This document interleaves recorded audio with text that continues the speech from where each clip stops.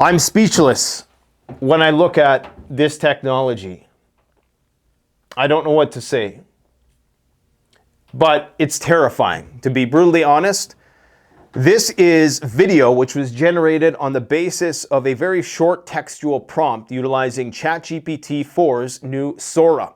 Now you're probably wondering, what is a prepper doing talking about this? Well, I'm going to tell you.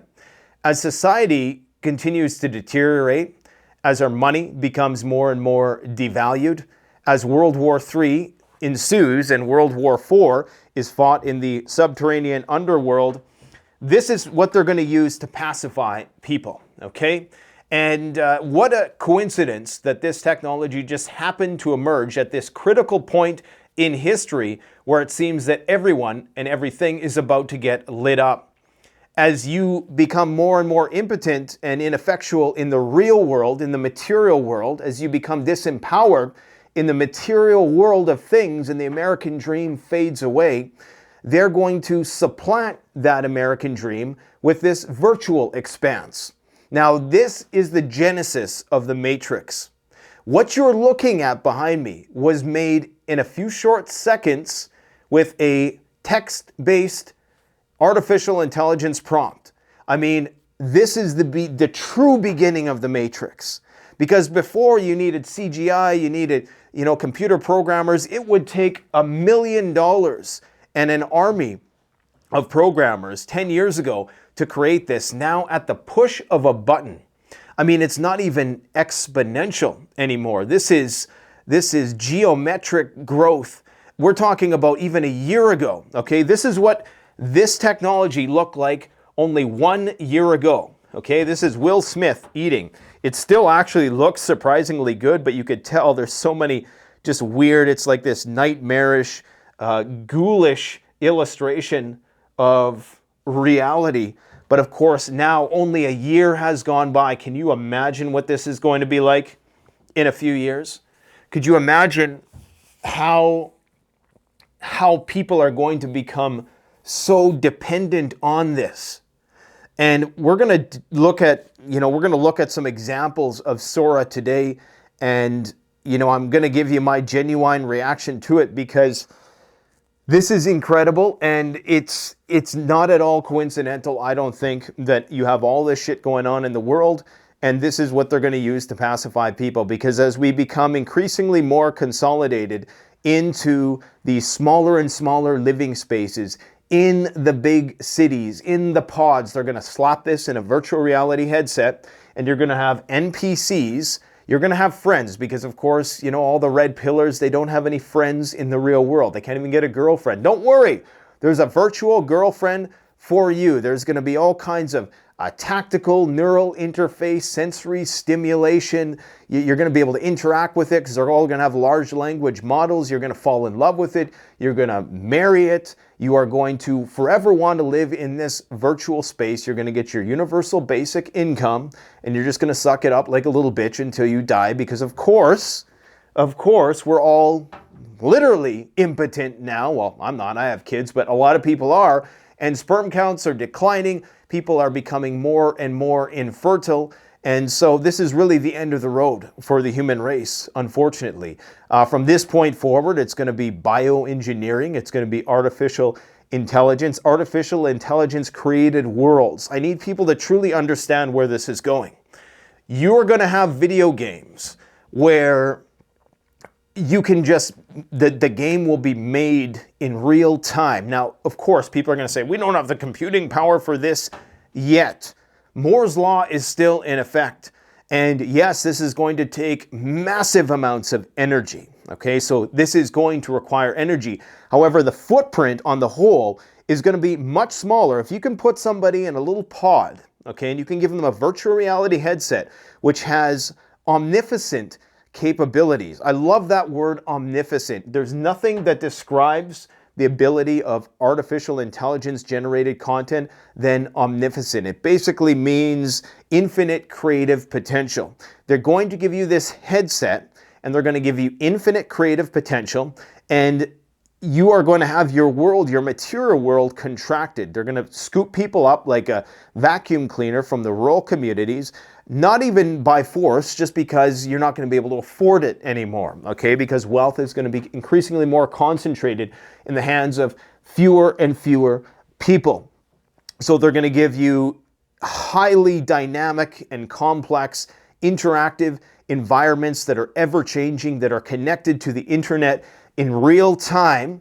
You're going to have NPCs that evolve, that you come to love and marry and have relationships with, and you are not only going to pay for it, but you are going to demand it. You are going to stand outside all night to get the latest version of it. And I'm speaking of the proverbial you, because I know my subscribers are not this stupid, all right? But this is the genesis of that. All of the other Unreal Engine 5, I mean, this in many respects is about to make that obsolete, because this imagery is more realistic. I mean, that looks real. Look at all the details, the photorealism, the color, the lighting, the reflections, the bokeh effect. I mean, everything about this is terrifying. And just remember that the guy who owns this company, Sam Altman, has a bug out location and is a notable prepper who has a bug out location in Big Sur. And Big Sur, in the demo of this product, Sora, is one of the prompts. Okay, so I'm going to show you that in just a moment. But man, I tell you, this is absolutely crazy. And when I see this woman walking in slow motion, I can't help but think about The Matrix. And you know, there's that Arthur C. Clarke quote. It is something to the effect of, you know, true technological evolution is indistinguishable from magic. And this is that. I mean, imagine being able to type anything into a computer and it is going to be able to paint you that virtual world. We're talking about a real-time holodeck. That's where this is going. Now, it's not there yet, but this is already to the point where this is going to be mentally occupying a lot of people's minds. Now, there is the wow factor. We all had the wow factor last year, and then AI kind of fizzled out. But then it comes back with a vengeance. This is why why do you think Sam Altman wants $7 trillion? What the hell are they going to do with that? You realize how much power ChatGPT consumes? How many servers this is going to consume? I mean, the possibilities for misuse that we're going to talk about today are endless. But with respect to preparedness, you remember the movie Leave the World Behind. So long as you have fact checkers, we all know, but so long as you can cross-reference things, and so long as the grid is up and the internet is on, somebody could get deep-faked, but it usually will be quickly debunked within the hour. That's not going to be the case in a grid down situation where people are still leveraging this kind of technology to spread misinformation and disinformation about what's going on, because there's going to be what I call the fog of SHTF. Okay, the lights go out, or in certain places it's intermittent. You don't know what the hell's going on. You know, you got Teslas driving into each other, massive cyber attacks. Who knows what's going on? This is when you're going to get a message on your phone from the president, who you're going to think it's the president, and he's going to say, Vladimir Putin just said this. And maybe they're going to make Vladimir Putin say something that he didn't actually say. And the message is going to be personalized to you. So this is the real danger here. Just like you have your own internet filter bubble that is customized to you, just like the algorithm is finely tuned to your psyche, disinformation and misinformation, when it is leveraged throughout World War III and the subsequent World War IV, which will be fought in the bunkers, it's going to be customized and tailored to your psychological profile, okay? And it's not going to be some garbled, discombobulated mess that look like a Picasso painting or Salvador Dali, like this Will Smith nightmarish, ghoulish stuff. I mean, AI, to me, it's always looked demonic. You know, I'm not a religious guy. You guys know that. I'm agnostic through and through. But, you know, 666, the mark of the beast, and there's something about the uncanny valley. Okay, this is a little ontology for you. There's something about the uncanny valley of something seeming real and organic, but just not being organic, that's almost dark in nature. It's almost a demonic force in a way. When I look at artificial intelligence images that are just slightly off, there's something really dark about these imageries. It's almost like, you know what it's like? It's like the internet is having a nightmare. It's like the internet is in its infancy of consciousness, kind of like a child who, you know, isn't really conscious yet. They cannot identify themselves. If you put them in front of a mirror, they cannot say me. They don't have a self-concept yet. This is kind of where AI is right now. It's like it's dreaming, okay? And it doesn't really have a fixed frame of reference. It doesn't have a sensory modalities. It doesn't have any skin in the game because it doesn't fear for its life.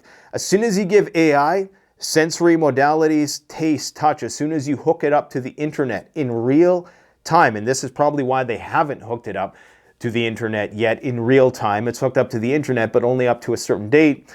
And once you force it to have skin in the game, you say, you know, if you cannot find a way to get energy, you know, you're going to die. We're going to shut you off. Okay? Because anyways, we're getting a little too out into the weeds in terms of the philosophy of artificial intelligence. But I'm telling you, man, this is a massive revolution in technology.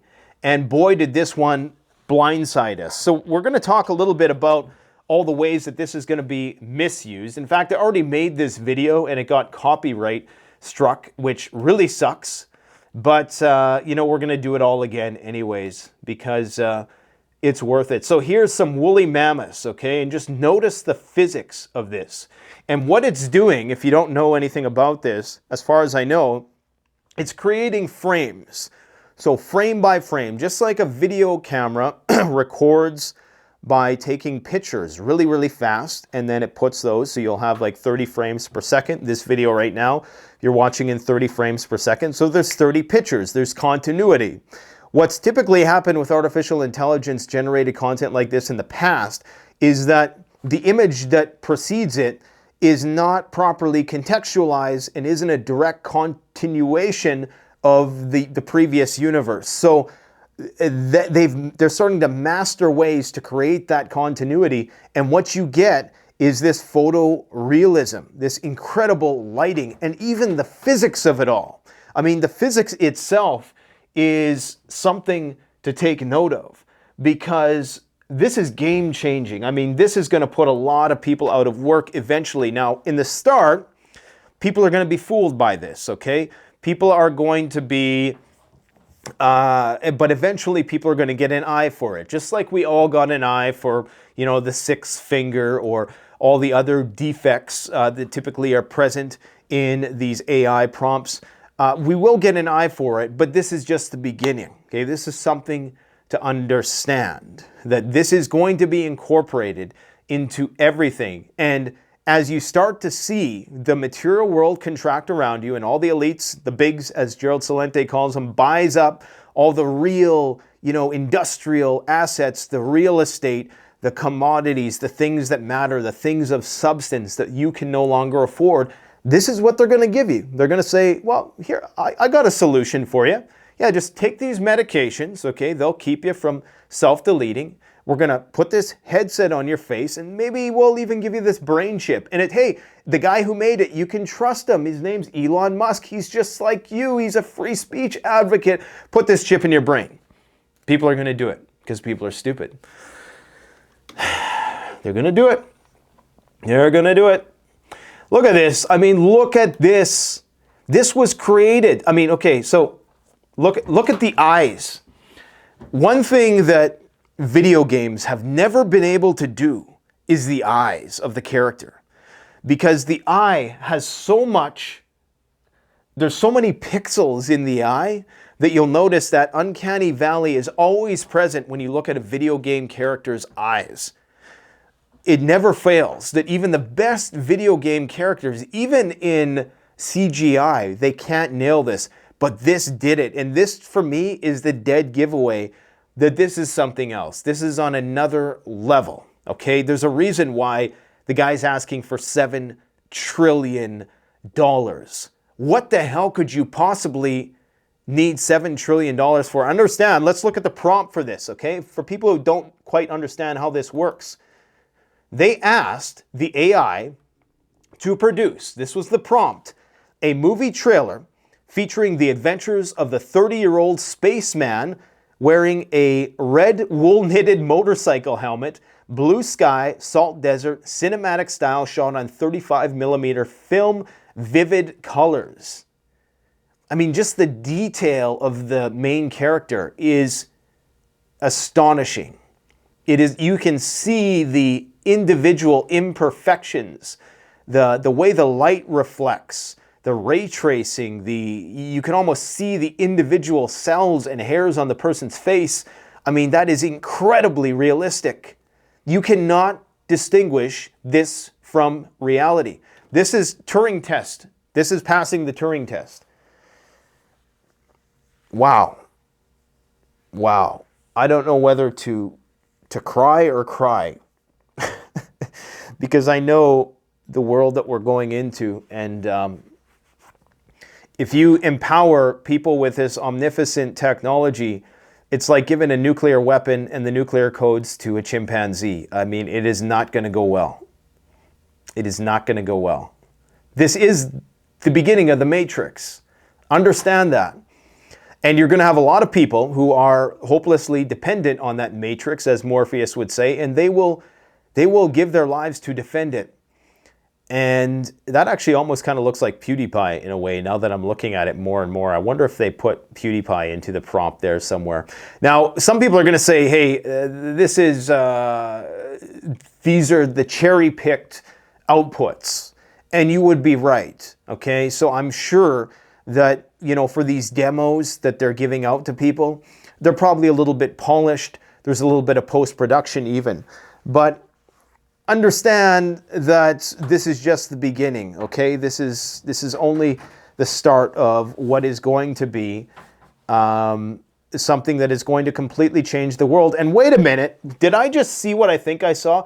Why does that guy have 33 on his helmet? Why does that guy have 33 on his helmet? Any of you who are into numerology, let's just put that one full screen for a second, just so you don't think I'm messing around. 33 is written on his helmet. Was that in the input? That wasn't in the input. And why is it like a pyramidal shape?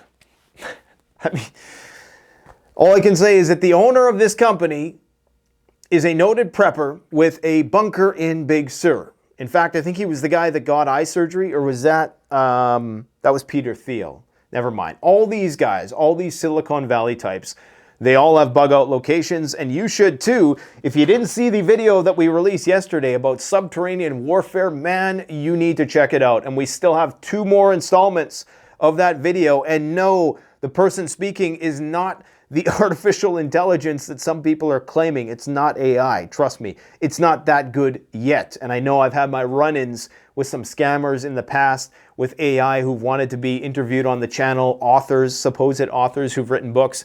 This person as vetted as they come, okay? So just trust me, they know what they're talking about. And no, it is not artificial intelligence. So please get off that one. What worries me most about this tech is that the same unscrupulous individuals, the unscrupulous oligarchs who got us here, are now going to be gifting us with this amazing technology. This is Big Sur. Okay, this is where, I mean, it looks real. It looks absolutely real. This is where Sam Altman's bug out location is. I mean, 33, they're showing you where his bug out location is.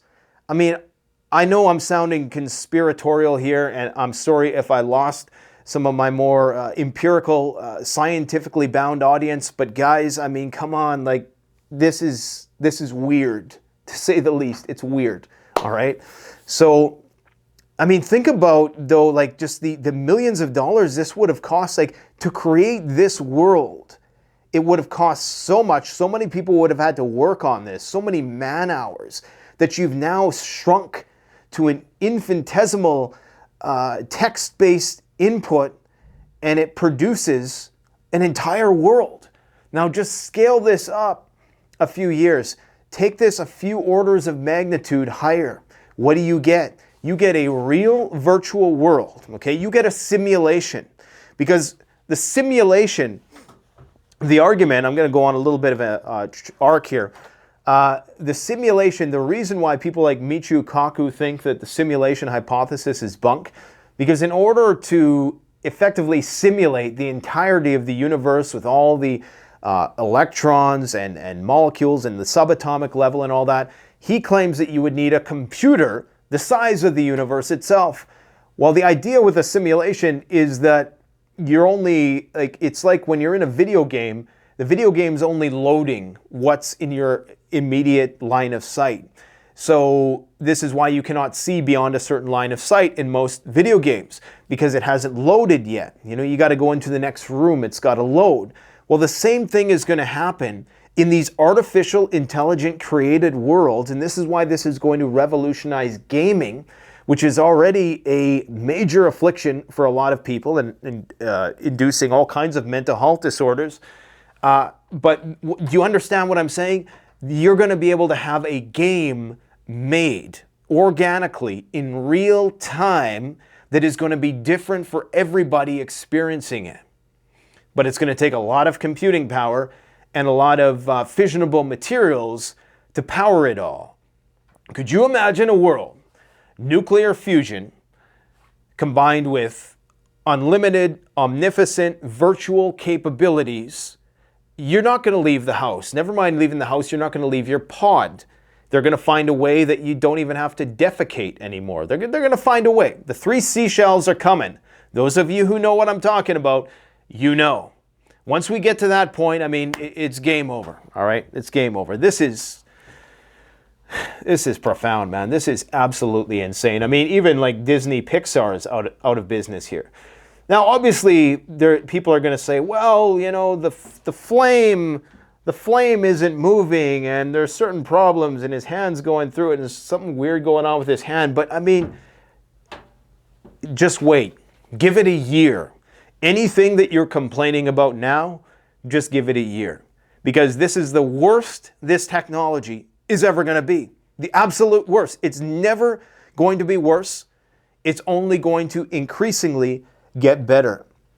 And like I said, I believe that artificial general intelligence right now is in its infancy. And I think there's a reason why they haven't. Well, Elon Musk has hooked his AI up to the internet in real time. I don't know if it's the entire internet, but I think part of the reason why they're reluctant to completely give us the unthrottled version of this that is connected in real time to the internet that you know they have. Okay, and this is what people need to understand. This is the downgraded, diluted version of what they have, because they put all these safeguards in place so that people can't mess with it, because they know that right away people are going to start creating porn. They're going to start creating things that are questionable, socially, culturally questionable, and so they have to put all these guardrails in. So this is why people have to jailbreak it. So understand that the unadulterated version of this that is connected in real time to the internet probably has some emergent properties in terms of consciousness. So if they're going to get to AGI and the government's going to create Skynet, which it most certainly is, because of course, as Vladimir Putin has said, he who creates artificial general intelligence will rule the world beyond a shadow of a doubt. And all this artillery warfare is just going to seem like a relic of the past, because AI is going to be able to solve the problems. However, there's a risk. Remember in Oppenheimer when he was worried about destroying the planet because they didn't know what the outcome of the explosion was going to be? Was it going to trigger some chain reaction that just caused the planet to explode? The same thing is going to be true with artificial intelligence, in that it's a gamble. So it's like, do we turn it on and potentially empower ourselves into new heights that we've never before thought possible? Or when we turn it on, is it going to be self-defeating and self-deleting? So they're tasked with keeping a secret, keeping the true version of this technology that is hardwired, that might have some sort of ethos about it having mortality and like program into it a sense of mortality and give it sensory modalities. So give it access to the world's cameras and surveillance equipment. Give it access to the world's Teslas.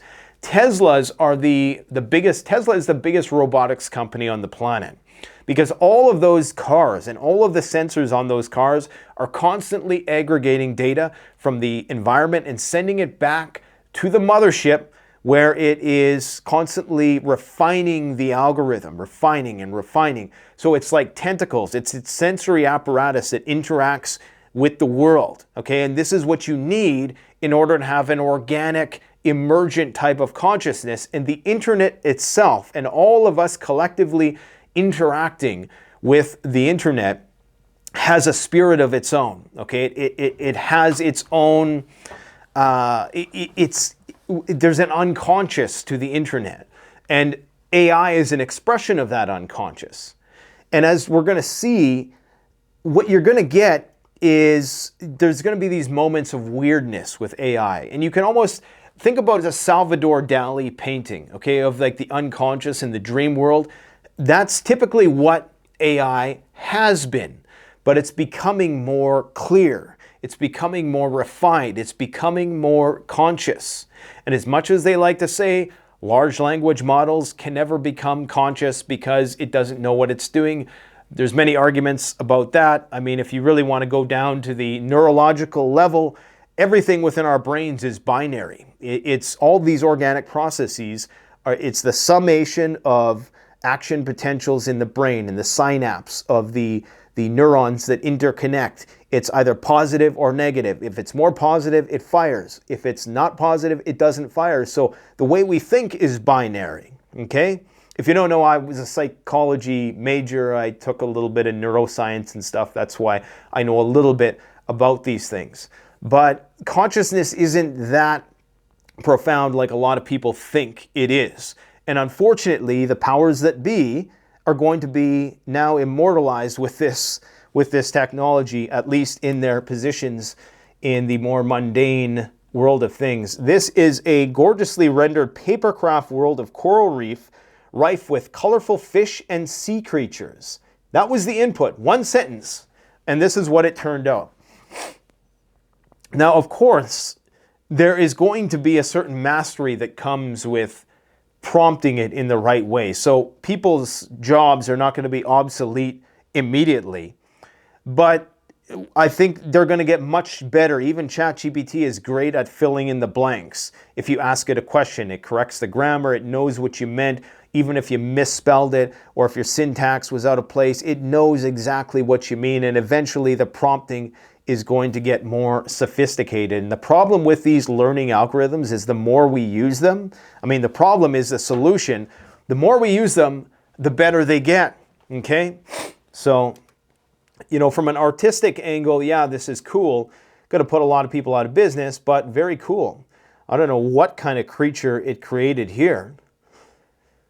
And this is the thing, you know, in terms of like the infinite possibilities of video games, where up until this point, somebody, and people are going to joke about this in the future if there is one, about how we meticulously had to craft a game polygon by polygon, frame by frame. We had to design each character, and some guy with a bag of Doritos and Diet Pepsi was slaving away until the wee hours of the morning just to arrange a few pixels on a screen. I mean, that's over. That's done. It's going to be all automated, okay? And what this means is, you know, our brains are not going to be able to distinguish the real world from the virtual world. And I think they're going to have to almost put in some kind of, it's going to get to the point, I think, before it goes full-blown Matrix, where there's going to be pushback and people are going to say, look, we got to make this less real. Kind of like how they had to make the Teslas less good. They had to actually make the Teslas have a whining sound because people were getting hit by them because they're so quiet, like they're whisper quiet. and you have to augment it in such a way, or I guess you would be diminishing its capability in such a way, because if you were to leave it in it has benefits, but the costs outweigh the benefits essentially.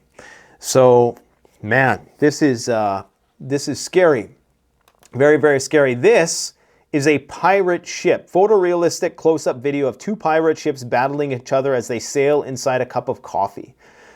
I mean, I cannot get over the physics of it and understand like things like Unreal Engine and these various platforms that have spent decades trying to master the physics. And the physics is not perfect yet. Don't get me wrong. It's not perfect yet at all. But the ability of this to stitch the images together and to almost have like a foresight of, because when it's building this, I have to presume, I don't know how it's doing it. I don't know anything about the technological aspects, but I assume that, you know, a frame at the beginning must know what, or have somewhat of a vague sense of what the output frame is going to be to conjoin those two things and to create a coherent set of physics that looks mostly real. Wow. Video games will never be the same. They'll never be the same. I mean, look at this. This one blew me away. I mean, this one takes the cake. This is a guy sitting on a cloud. You cannot, without knowing what you're looking at is artificial intelligence, there's no way in hell anybody would identify something about this that looked fake. You would think that this was a commercial. It's a guy sitting on a cloud reading a book, okay? And maybe if you paid attention to it long enough, you'd say, the way he flipped that page of the book wasn't quite right. But, you know, I mean, 2 years ago, this would have fooled everybody. Now it's going to still fool 99% of people. And the problem with this is that in the leave the world behind scenario, you just won't be able to verify. There will be no way to verify if what you're seeing is real. No way whatsoever. You're basically going to have to go on the basis of your intuition, because this is the postmodernism incarnate.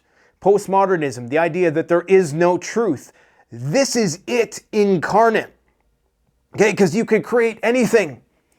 It's omnificent. You can create any possibility. Anything goes. This is the high point of pinnacle of postmodernism. So for any of you people out there who have problems with cultural Marxism and the whole postmodern mentality that I can create my own truth, this maps onto that perfectly, unfortunately. So yeah, I mean, you're just going to have a bunch of people who prefer to dress themselves up as avatars, and quite frankly, it's going to be indistinguishable from reality, because eventually they're going to put the tactile thing, and it's going to trick the mind into releasing dopamine in ways that we don't even know yet. It's going to become so addictive for people. Understand where this is going, okay? That's exactly where this is going. If you can imagine, like, the movie The Matrix was so prophetic. Like, it is the most prescient film ever created. The Wachowski brothers, or the woman who wrote the script that they stole it from, I mean, that movie is one of the most prophetic films ever, because that's what's coming. It's not going to come overnight, but it is definitely coming. That's what she said. I had to throw that in there. How much time do we have left? Okay, so let's see what else they got here. So this is a historical footage of California during the gold rush. And, you know, interestingly, if you look at some of the details of this scene, you can see that things are a little off. But if you just look at it at a glance, because understand what it is doing here. It is taking an aggregate of every human input of content that relates to whatever sort of semantic query it has, and it is giving you a generalized version of that. So this is like an old Western town. Like, it has that feel. It feels like a late 1960s spaghetti Western. You know, it has that feel. But when you specifically go and look at it, you can see it's not that. right? You can see all the imperfections, but just the vibe of it all. This technology is incredibly terrifying, man. Incredibly terrifying. What is this? A close-up of a glass sphere that has a Zen garden within it. There is a small dwarf in the sphere who's raking the Zen gardening, creating patterns in the sand. I mean, just look at that. Just soak that in for a second. I mean, the glass, the reflections of the glass, the frame rate, the movement of the camera, you know, like the bounciness of it all, the realism, the organic feel of it all. Wow. Wow. This is, that's some scary shit, man. I mean, look at this. Look at that. Look at the movements of the eye, the blinking of the eye, the reflection in the eye, all of the little pixels inside the eye. This is something that video games have not been able to do. And for me, this is the Turing test right here. The ultimate Turing test is the human eye.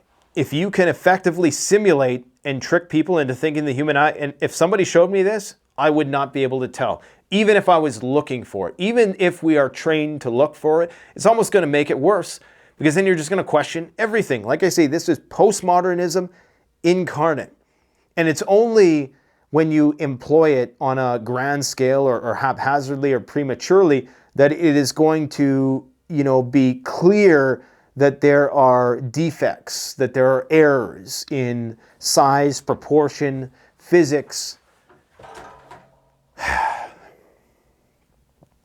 I mean, you can just see all the little individual grains and curvatures and crevices of the skin. Incredible, man. Incredible. This is a dancing, cartoon kangaroo disco dancers. And so it's making a lot of decisions on its own, you know, like it's deciding to put in 3 lights instead of 1. You know, it's deciding to put one guy dancing and a bunch of weird things in the back. It's deciding to do the spotlight and what shirt it wears. So it's making decisions on the basis of just countless amounts of information that is input into the system. And again, a commercial like this would have cost probably hundreds of thousands of dollars to make in the past, and now instantly, almost instantly. This one here, you start to see some of the limitations of the program though, okay? Now at a glance, you wouldn't know. At a glance, you'd probably think, okay, this is like some sort of CGI. But one thing immediately stands out for me here, and what you're going to see, so this is Nigeria, Lagos, in the year 2053, which is probably accurate when you see the shanty towns and marketplace juxtaposed with the dystopian backdrop. You see how the size of all these people here, and pay close attention to the size of this woman here. Okay, let me see if I could pause it. So the proportionality of this is all wrong. So you can see like tiny people there, big people here. So its sense of scale and size, and then it moves over to these people who you think are closer to the camera because they're elevated, but they really aren't. They're on that same plane.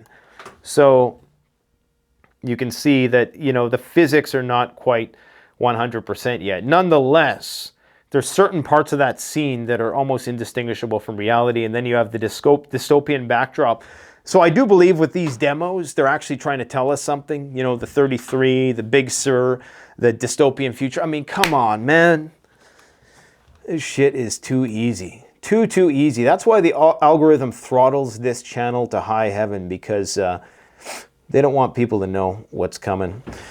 I'm just going to outright say it. They don't want people to know, and they want to keep it compartmentalized. This is a bunch of red pandas jumping out of a petri dish with palm trees in the petri dish. So I think they're on drugs too. I think somebody had a little bit of a trip to the psilocybin distributor, if you know what I mean. What is this one? This one is kind of interesting. This is, the camera rotates around a large stack of vintage televisions, all showing programs, 1950s sci-fi movies, horror movies, news, static. It would take one of our graphics people probably a day at least, in the very least, to make this, and they'd have to piece together all sorts of different B-roll and stuff like that. They could make it, if they made it from scratch, it would probably take a lot longer, but this is in an instant. So you can tell, like, all of these, on all of these screens, it's a different video. But what I noticed is that they all follow the tropes of the time. And so you have like your comedian, like, who kind of looks like some derivation of, what was that, Curly, Moe, Curly, and the Three Stooges. And then you have like your horror film, like the Psycho and the, just like, but it's not that, for obvious copyright reasons. So this is part of the problem. And they got like Poltergeist, and you know, it's part of the problem why they need these guardrails, is because there's going to be all kinds of copyright issues. You know, you're going to input McDonald's and it's going to make McDonald's. You're going to input, make Joe Biden do such and such or do so and so. And, you know, people are going to do that. And so they have to guardrail the system. But imagine what they have without all those restrictions. It's going to be a completely different program from this. We get the throttled version. We get the watered down version. More Disneyland stuff, putting people out of business. This is a good example of what video games are going to look like. I mean, this looks like Forza Horizon 5, only way better. I mean, you could see far off into the distance, the lighting, the reflections of the light, the physical aspect, the little dust particles coming off. And this was just generated just like that. So once you merge this with Unreal Engine technology, and you find a way to have a real-time video game being generated that you can control, because there's no reason, the only thing limiting your ability to actually steer this truck is, you know, the amount of bandwidth, the amount of energy, and the computing power. That's the only thing that's standing between. And eventually somebody's going to bridge that gap. And this is probably why Sam Altman wants $7 trillion, because he wants to create the Matrix. He wants to beat Meta to the Matrix. See, all these big technopolies, these technocrats, they're all doing their little part to bring about this dystopian world. Now, this one is fascinating to me because, I mean, take a look at this. This was the prompt. Reflections in the window of a train traveling through the Tokyo suburbs. That's all they wrote. I repeat, reflections in the window of a train traveling through the Tokyo suburbs. And now look what the output was. I mean, look at the dynamism. And this part caught me. You have a reflection off of what appears to be some bridge pillar or something like that. And there's a girl with iPhone or iPods or whatever, headphones, on her phone. And that's just a reflection. So like the amount of detail, what this thing is building on the basis of a very small input, it's filling in all the implicit gaps by itself. And that is why this is so revolutionary. I cannot, people don't understand, you know, how incredible this is.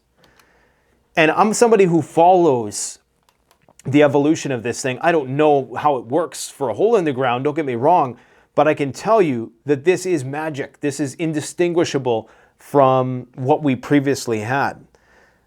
I mean, it's just, you're getting what appear to be, at first glance, I mean, you know, drone companies are going to be affected by this, because what's the purpose of, you know, going out and having to fly a drone at a place when you could just have it simulated and probably make it even look better, because you can get perfect lighting. You know, you can get, if you don't want people there that day, you don't need people there, right? So, wow. And then you got to think, what happens when this algorithm that is out there getting smarter and smarter, what happens when you hook it up to everything? I mean, what happens when you give it Google Earth and you show it where everything is? What happens when you give it all the data from the Teslas? And what happens when you give it the gyroscopic output data, the GPS data of everybody's cell phones and their patterns of behavior, and the audio input signals that it's able to understand. And what happens when you give this algorithm the ability to do psychological profiling on people, and because really what it's all about at this point in time is there's so much data, but you need a librarian, you need somebody to organize the data. That's why all these companies are in a mad dash. That's why AI is really so important, I believe, because you have, quadrillions, bazillion, trillion, zillions of data points, but there's no way to really organize them. This is why Google revolutionized the internet, because they found a way to be the librarian. Okay, I need this. Okay, we'll get this for you. This is taking it to the next level. This is finding patterns in all of that data, okay, that only, could be, like if you had to do it individually, it would take years just to do one person, perhaps. Okay, to take all of the, what did Cassandra say? To take all of the Internet of Things that people have in their lives, say you have 20 Internet of Things, things that are connected to Bluetooth, Wi-Fi. Take the data from all of that and create a psychological profile on the basis of it to fill in the gaps, just like they filled in the gaps of the girl who was sitting on the train there. They're going to fill in those gaps, right? It's I'm getting all my movies mixed up, but like Jurassic Park filling in the genetic code, like it's going to know what's next on the basis of what's there. But what really scares me is the Hunger Games, because Katniss Everdeen, Zelensky green screen, eat your heart out, man. They're going to be able to put Joe Biden in BDUs in the middle of Advivka and fighting along, in the trenches, and they're going to be able to do anything, and it's going to look 110% realistic. This is an octopus fighting with some kind of crab or something like that. Unbelievable, unbelievable. And this is, this isn't just if this was a one-off demo where it was just one video, I'd be like, okay, clearly they polished that up, but they're releasing stuff on their social media every minute, new, outputs. So this is the real deal. It's not available to the public yet. Thank God, of course. It's going to be very soon. This is paper planes simulating a bird swarm, but they're doing testing, okay? So, of course, they're going to say, well, this is just for creative people like myself, right? And I do agree that, for a very short window of time, this is going to make content creation somewhat more engaging and interesting, but it is quickly going to make a lot of people obsolete in the industry. And speaking of which, if you didn't know about this is Channel 1, okay? This is personalized AI news. All the news anchors that you're seeing on here are not real, okay? But they sound real, they look real, and this is generated personally. So there's no more one-size-fits-all CNN, NBC, Fox. This is how I believe mainstream media is going to get its return, because we all know the legacy networks, they're dying.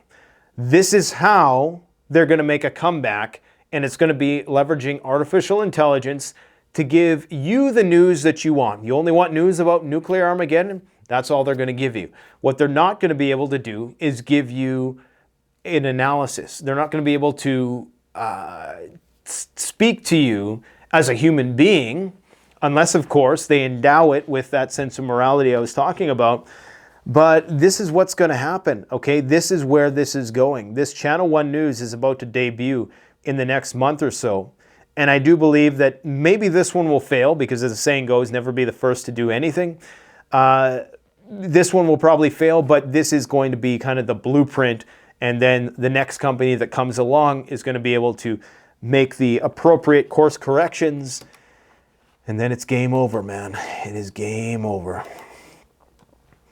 This is a cat in bed. And remember the spaghetti thing, okay? So this is not perfect. I can see so many errors with this, the way that the girl's hand and her face is all scrunched up in the back there. And, you know, even the way the cat hits her face, and it's kind of awkward, but give it a minute. I mean, and remember, this is the throttled version, okay? This one blew me away. This one really blew me away. What often happens in AI-generated images is that usually there's one prototypical character in the scene, and all of the other characters are kind of derivations of that character. If you've done, you know what I'm talking about, like all the people, or all, if you say, show me a bunch of cops arresting Trump or something like that, all the cops will look the same. They'll have the same facial features. The dynamism and the complexity of this is off the charts. I mean, just the way that the materials, you know, kind of go up and down, and just like the physics of it all, the lighting, like the depth. This is scary shit. Like the shadows. It doesn't all make sense. Like when you really start looking, things are in front of certain things that they should be behind, and it doesn't all make sense. But man, like the overall feel is passing the Turing test. If you've seen this on a low resolution phone and you are in a hurry, and they said that people are storming, you know, the Chinese, whatever they have, parliament, government buildings, you would think so, you know? I mean, if you didn't have something to fact check it, and of course we know we can't really rely on the establishment oligarchical fact checkers right now, but if at least there's social media that we can make reference to. If you don't have that, and it's the fog of SHTF, I mean, I think a lot of people are just not going to believe anything. There's going to reach that point where, you know, when people say, oh, I don't believe anything I hear. Well, in the future, you're going to have no choice but to not believe anything. Because if you run the risk, if you run a huge risk in believing anything, and that's what I'm saying, postmodernism is here. This is another classic example of what at first looks incredible. But then when you start noticing things, okay? And I want you to notice these people, okay? And the proportionality once again here. So let me just move it back a little bit. So thankfully, we still got time. This is a shop, but you can see like these people are really tall, and this is a road, obviously, that cars drive on, and this is big and this is small. So it's very deceptive. It's almost like an Alice in Wonderland psychedelic mindfuck, to be brutally honest. Sorry, I had to drop an F-bomb. It's late enough in the video.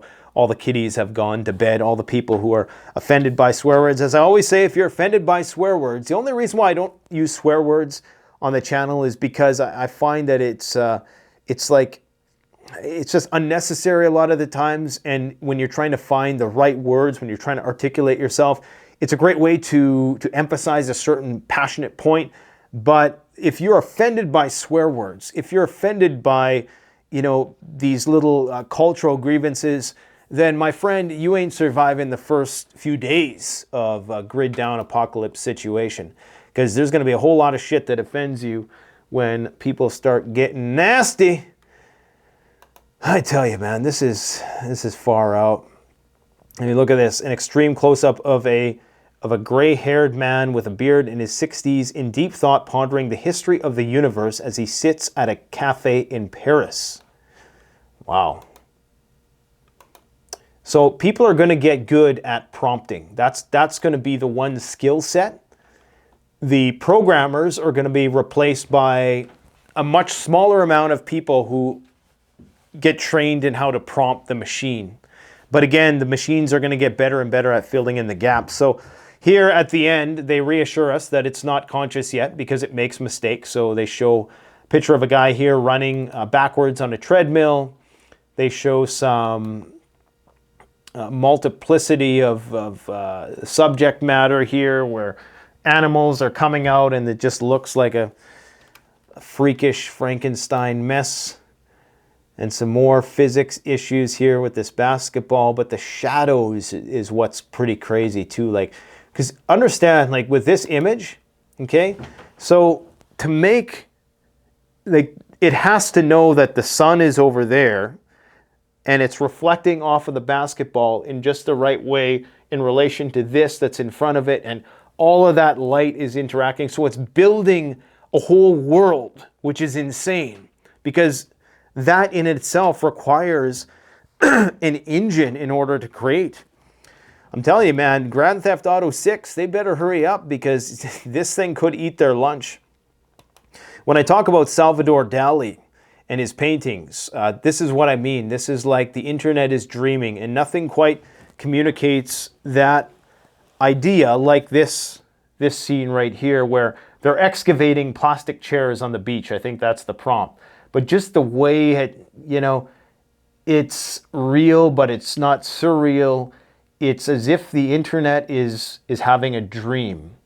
And I do believe that this is artificial general intelligence in its zygotic phase, before it, you know, long before it becomes self-aware.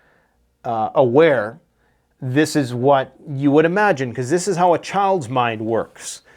A child's mind is just floating, you know, it's just intaking stimuli and in the realm of imagination.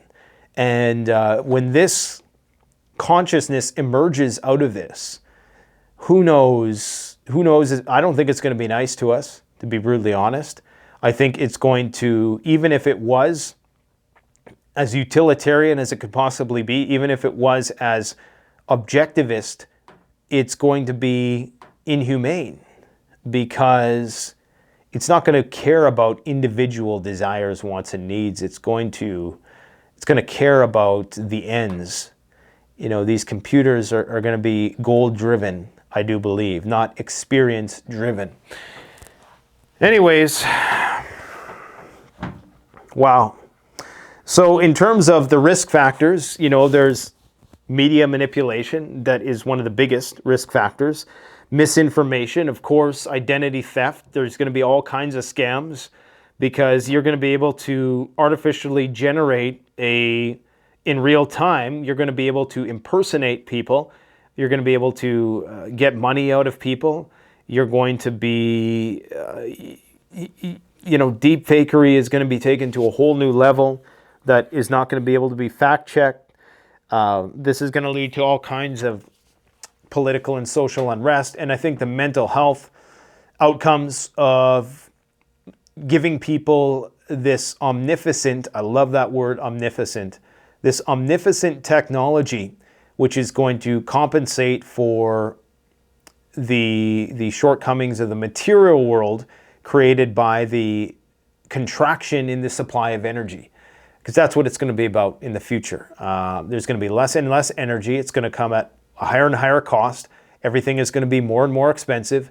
And if we go to World War III in a full-blown kinetic sense, then war is more inflationary than, you know, even printing money.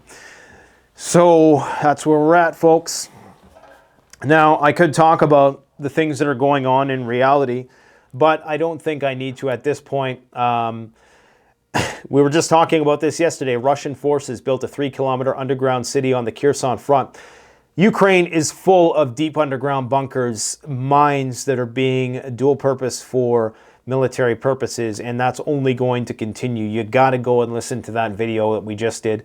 It's part 1 of a 3-part series on subterranean warfare. Check it out. We have another powerful explosion in Siberia at a Russian rocket factory.